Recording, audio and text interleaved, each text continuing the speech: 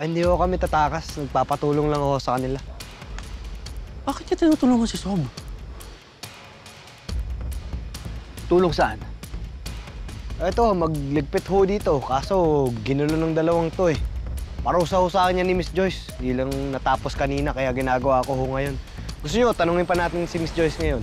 Eh, kasi naman, tol, ang dilim-dilim naman dito. Wala kami makikita. Eh, itong tang-tangang Jasper, kinalat niya. Eh, aayusin naman natin to. Hindi niyo nagagawin yan. Alam niyo ang patakaran dito. Kapag lumabas sa barracks, may parusa. Lights out na. Sige, 20 push-ups. Gawin niyo na. 20 po.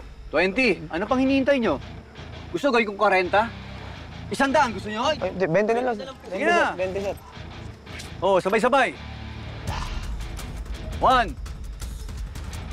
2, Malas! Naudot pa.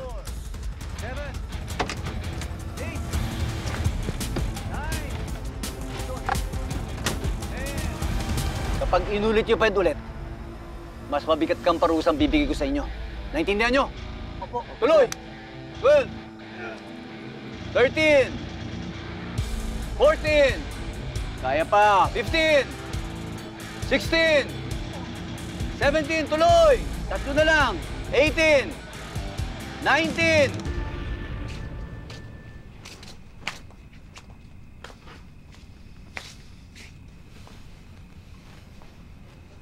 O sige, matulog na kayo, ha? Wala nang lalabas. Naintindihan nyo? Opo, sir. Opo. Kidat, teka lang.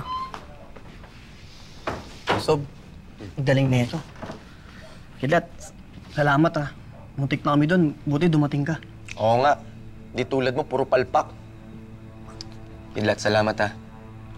Akala ko talaga ilalaglag mo kami kay Sir Yani. Hindi ko naman gagawin yun.